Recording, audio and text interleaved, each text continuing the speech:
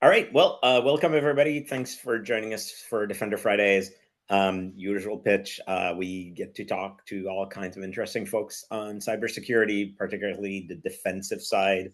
There's more and more surface to the defensive side. So we talk about stuff we don't know anything about. It's always interesting. Uh, and so the idea here is we just want to bring the circle a little bit bigger and to have those conversations, bring everybody in. So it's not meant at all to be like a slideshow. It's is really just a conversation about a topic that we may not know a whole lot about.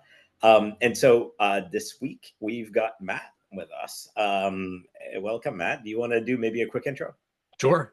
Matt Chiodi, Chief Strategy Officer, newly minted Chief Strategy Officer at Cerby, former Chief Operating Officer and Chief Trust Officer. I joined Cerby when it was pre-seed. I left the cybersecurity giant Palo Alto Networks. I was the Chief Security Officer there for a number of years. And I joined this little seed stage company, which was the smallest company I had ever joined in my life. And it felt really, really odd. But if you look at my career over the last 25 years, I've first 18 years or so of my career, I was in Fortune 500 companies, just massive multinationals. And my career, the company sizes have gotten progressively smaller and smaller. And I like them more and more. So I realized I started at the wrong end of the spectrum, but sometimes it takes 18 years to figure things out. So, but yeah, I've been a cybersecurity practitioner for 20 plus years, and yeah, that's kind of me, a high level.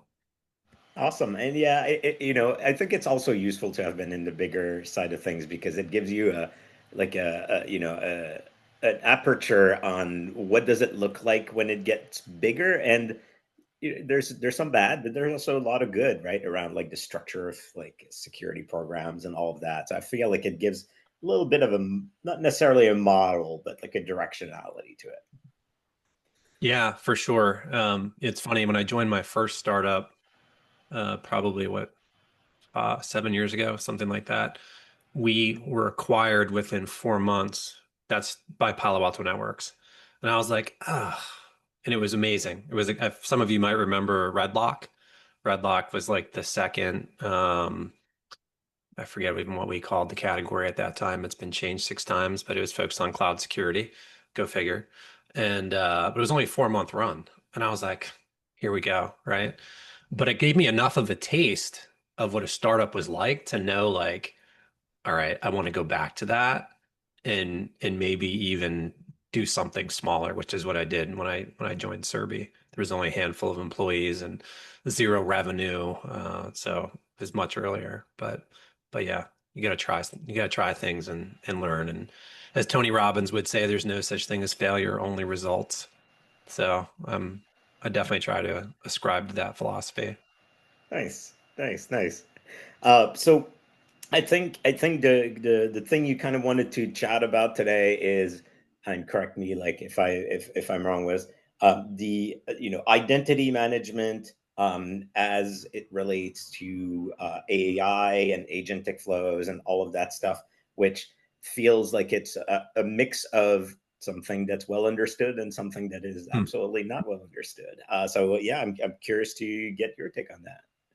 Yeah, I mean, I think when we were kind of talking about what what we would dive into is that there is a ton of awareness around AI very generically. And when most people think about AI, they're thinking of generative AI, right? They're thinking Chat GPT, they're thinking of Claude Chat, right? That they're thinking of those models, Gemini, et cetera. And there's a big difference when you're talking about agentic AI, right? So agentic AI is typically task specific, proactive. It's trained on some very narrow subset. That's like agentic AI. So people, I think, generally like, okay, like I get that. If you zoom out, and if we're talking about it in the context of cybersecurity, specifically with identity security, there are a number of practical use cases today where agentic AI can be applied. So, one of the things that we focus on where I work at Cerby, we're obviously in the identity security space, is we focus on what's known as disconnected applications. They're known by various different names. Some people call them non-federated applications. Some people call them disconnected apps. These are the applications in your ecosystem that you can't manage natively with your Oktas, your Entra ID, or maybe on the IGA side with your like your SailPoint or your Savians, right?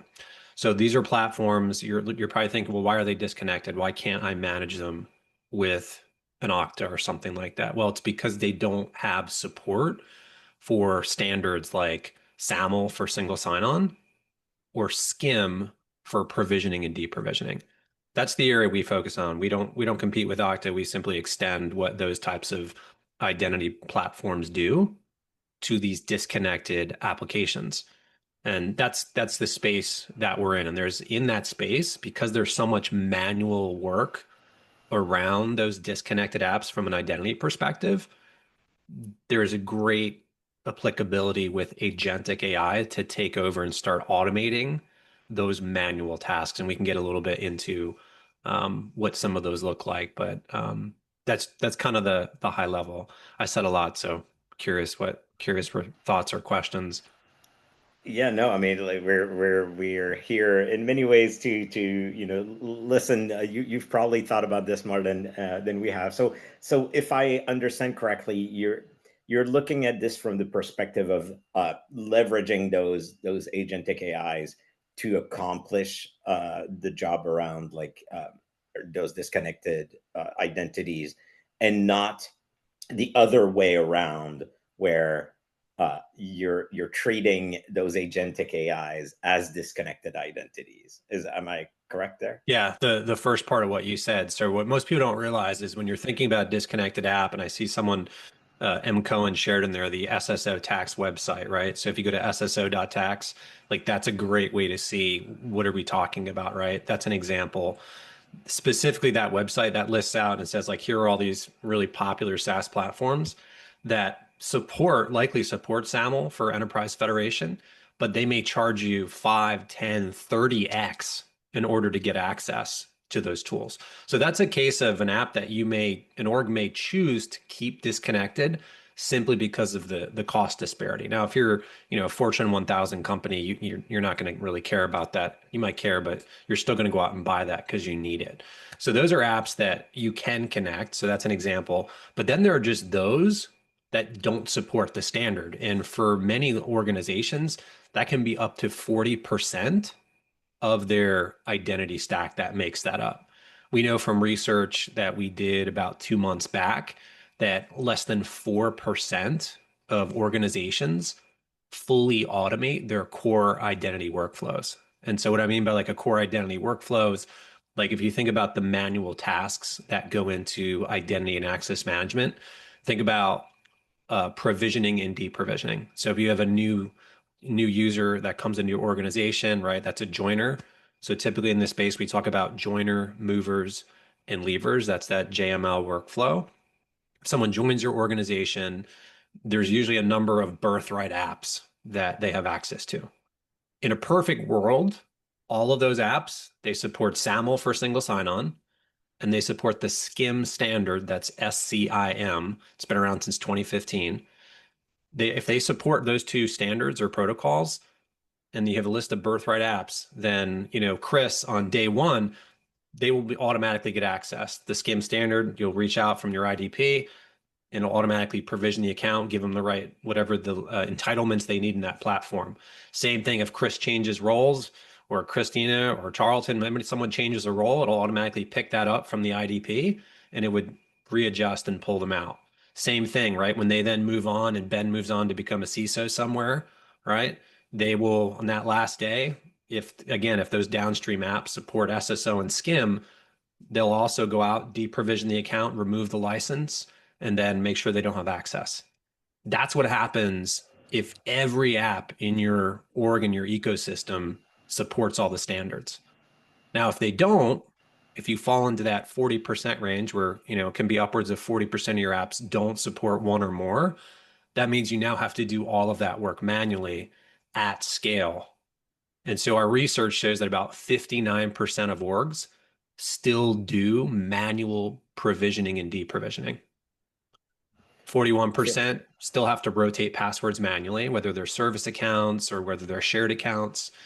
And almost 90% still don't automatically enforce two-factor authentication because it requires them logging in and manually enabling it, or it's left up to the end user to do it. So I feel like there's two kind of interesting threads into that problem space. So one is, um, I think I get a clear picture of that automation that you mentioned, right? Of like adding things, and like, I can picture pretty easily AI coming in to be part of that workflow, automating some of that. I'm curious about the other side of this though, which is, um, let's say I'm using an SSO and I go on Zoom, right? And I'm using SSO. Zoom supports SSO, so I know access will not be granted, and it's server side, right? Like the access will not be granted. That's So right. I'm curious, are you slash how do you essentially shim yourself, or between that, let's say Zoom didn't support it and the Sure. user, like how do you add that? Yeah, that's a great question. So essentially you're asking like architecturally, like where does a solution like Cerby, like how do we insert ourselves into that picture? So there's two sides of it. There's what the use case you're talking about with this, which is auth-in, right? So let's say you have an app, and a really common one, like if those of you who use Amex, like corporate Amex cards, Amex does not support federation, right? So your end users are logging in with a username and password. Okay. So in that example there, the only way to really achieve this is with a browser plugin, which is what we do on the auth side. There's a browser plugin which works as a vault as long as you are authenticated to your corporate identity. Okay, and that gives you, based upon your entitlements, you'll have access to certain username and passwords. This is also how we can do like shared credentials and stuff like that. So Max, if you're then in this scenario going to log into this non-federated app, that will already have been vaulted, and then when you go to log into that site, it's like SSO like in that you're doing credential injection. That's the only way to achieve it. If an app does not natively support SAML or OIDC, the only way to do it is with credential injection in a browser. Now, once you've done that and you're connected back to like Cerby, what we do as well is, because we can run certain automations from that browser, this is where we're doing that agentic type work, is if somebody leaves the organization or if it's a shared password, we can do password rotations, kill sessions, and there's other proactive things we can do with those. Like for example, I mentioned before that the research shows that almost 90% of orgs don't automatically enforce two-factor authentication. Well, because we're living in the browser, we know like here's all the credentials. If you think of like how a 1Password does it, right? You've got like your, or LastPass, probably a bad example with LastPass. They've had so many breaches. Let's focus on 1Password. So 1Password, right? 1Password, you can put in your username and your password and then like kind of the list of authorized sites. That's similar architecture to kind of how we do things with Cerby with our browser extension on the authentication side, but there's a lot more automations with we run. So for example, most like password managers will simply tell you like, hey, you have a password that's involved in a breach. Go figure it out, right? Cerby has the ability in those cases to automatically go out, set a new password, and if the account supports it, automatically turn on two-factor authentication. So this is like one click.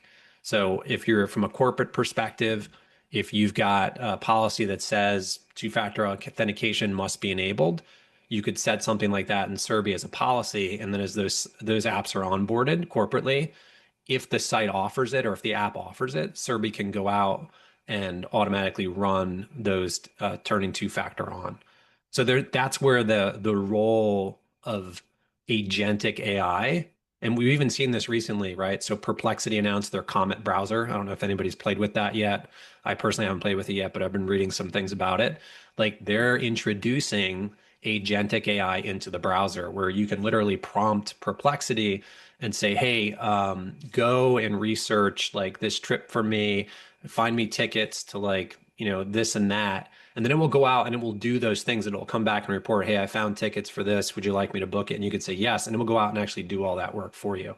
That is agentic AI, obviously in a consumer context.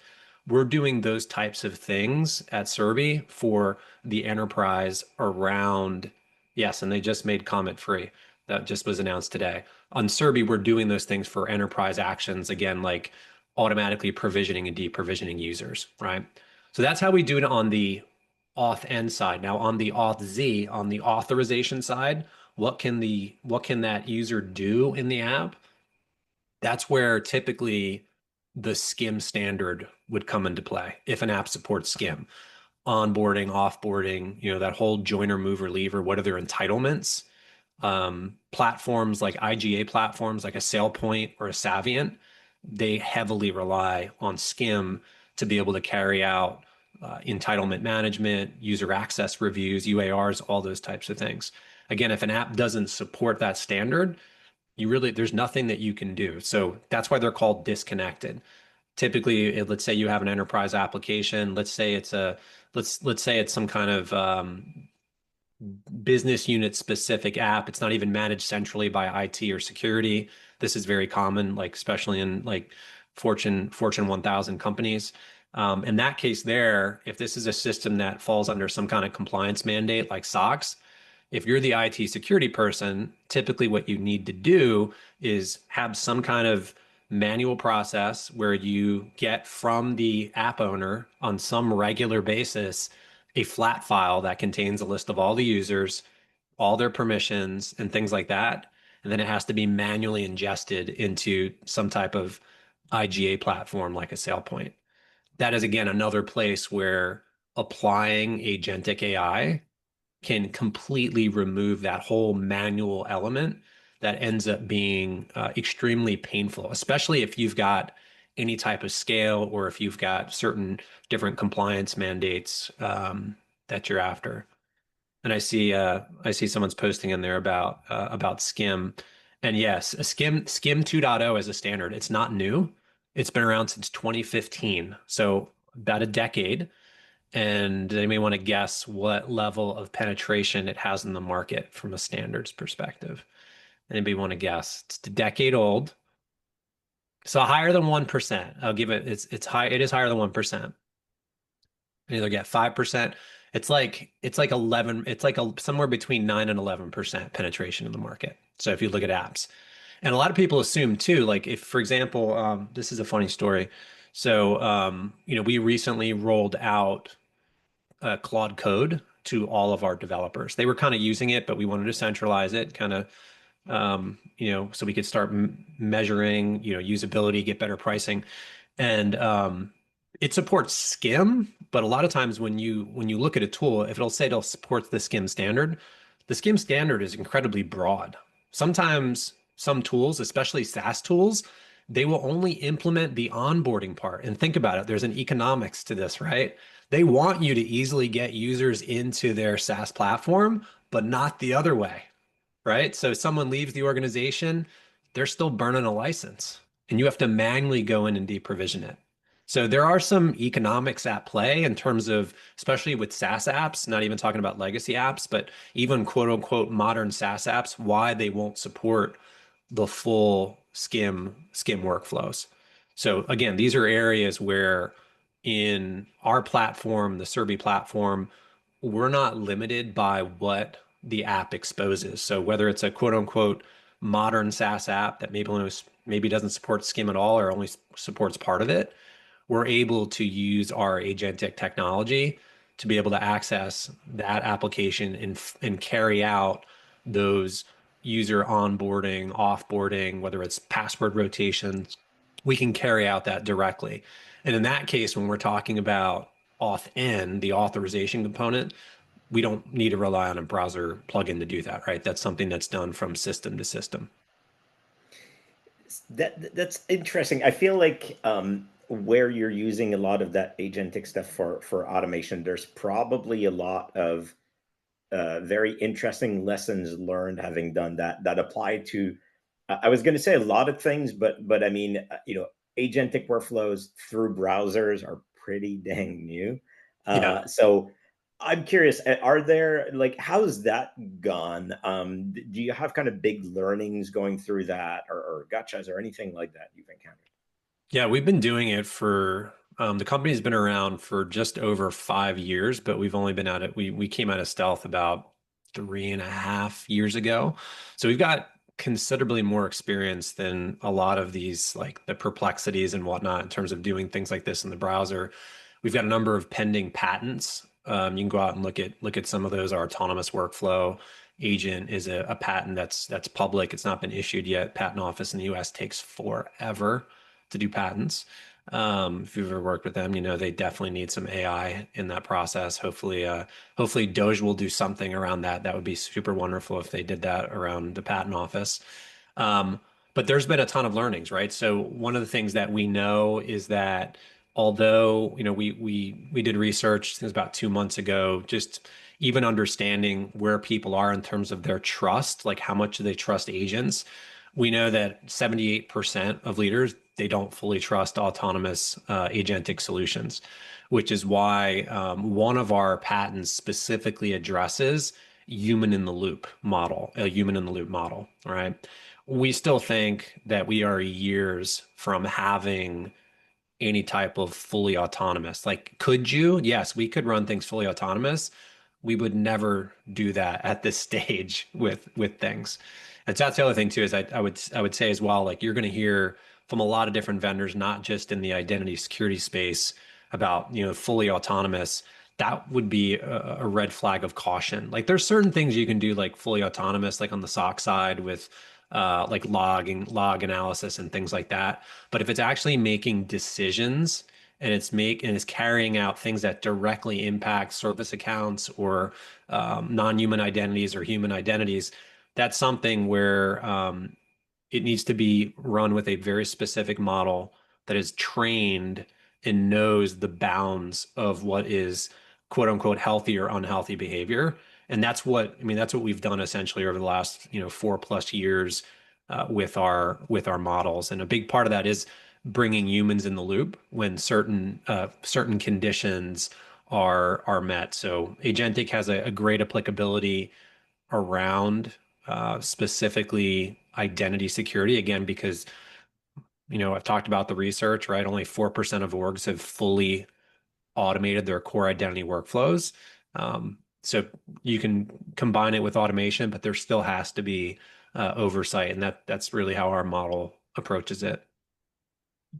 And so, in your specific case, when you mentioned that oversight, um, would I be correct if I said essentially the oversight is there when certain actions need to be taken, and maybe when a model encounters a site where it can't find where to go change the password, but the actual mechanics are otherwise kind of mostly automated? Is that right? Yeah, that's right. So, one of the things that's common, especially in a modern SaaS app, is there will be drift in just because they're constantly releasing updates. Could be daily, could be weekly, or could be once a month if they're super slow, or like a larger platform like Salesforce, like they'll do releases, but they're more seasonally. That's actually much easier to deal with. But like one of the big use cases for what we do is actually, and this is one that, cyber folks don't typically think about, is enterprise social media. So if you work for a company, every company has a social presence at this point, right? Especially post-COVID. During pre-COVID, depend if you were a consumer products company, you were super big into it. And then post-COVID, during COVID, like that became the primary channel. But one of the areas most cybersecurity and IT professionals don't think about is your company's social accounts are completely disconnected from your enterprise identity. Like they're username and password based. If you're a large company, you might have, a dozen or so of these accounts. If you're a consumer products company, one of our customers is Colgate Palmolive, right? They've got like 500 plus social accounts that they manage in Cerby. And those are accounts that are, depending again, if it's a consumer products company, they could be spending hundreds of millions of dollars a year in advertising revenue. And we don't typically think about those as being critical accounts because they don't have PHI in them, they don't have PII, or they shouldn't.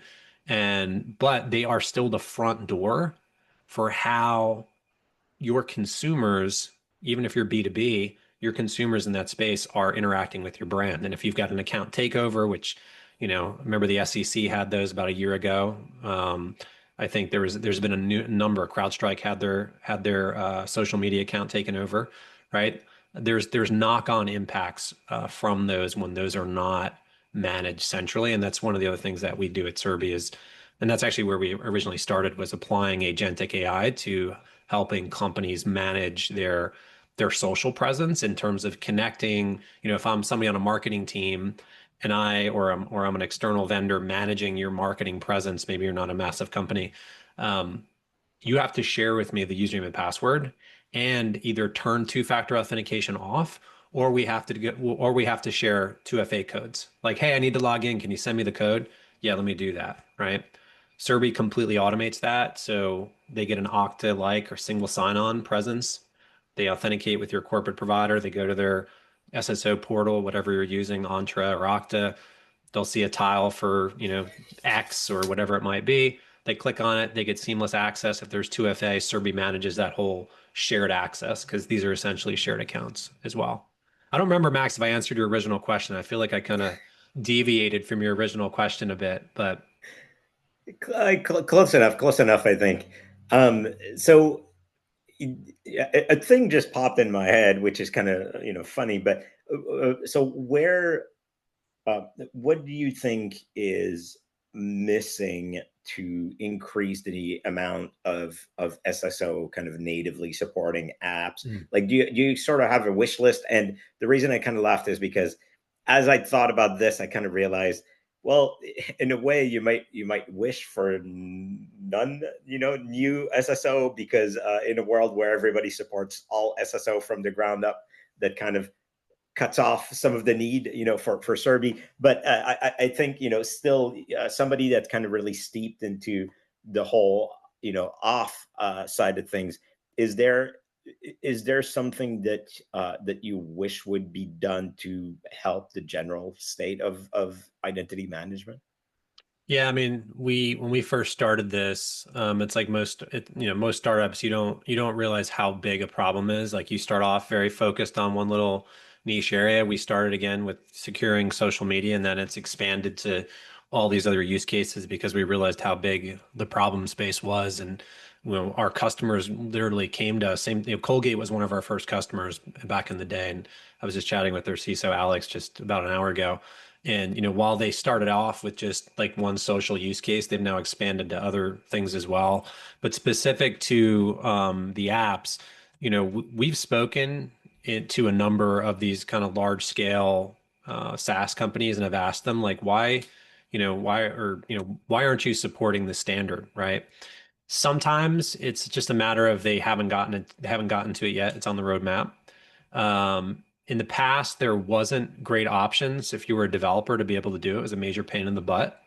But the main answer, if you get the true answer, it's just that their users are not demanding it. They're not demanding support for SSO, right? So let's say you're not an IT or security person and you're using an app, well, especially in the world of AI, right? If you go to the website, I think it's called There's an AI for that. Not sure if you've gone to that site. I think it's There's an AI for that. It's an agent that goes out and like pulls down all these sites. Well, I guarantee you, like upwards of 95% of those have no support for any type of enterprise authentication or authorization.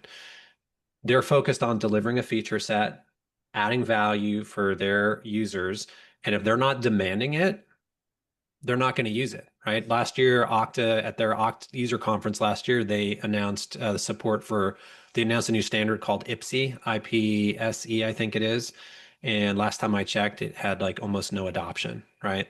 So standards are a great idea, but in reality, they're rarely adopted, and it's a matter of economics, incentives, and just difficulty in deploying these things in their platforms. And it may be one of those cases where all of us here are in cybersecurity, so we have a bias to think that obviously this is something that's required by everything. I know, like, certainly for like Lima Charlie from the very beginning, we had people coming in also saying like, you need SSO. But it's a good reminder that, for a lot of other platforms, it's just not a thing, especially if they're not cybersecurity or they're not inherently kind of large enterprise kind of thing. Cool. Well, thank you very much for coming in, having that chat. If folks want to get in touch with you, is there a better way to do that?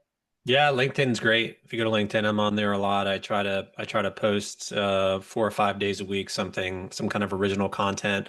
Also have my podcast, Cloud Security Today. If you go to cloudsecuritytoday.com, you can listen to it or subscribe to it in any one of your favorite apps.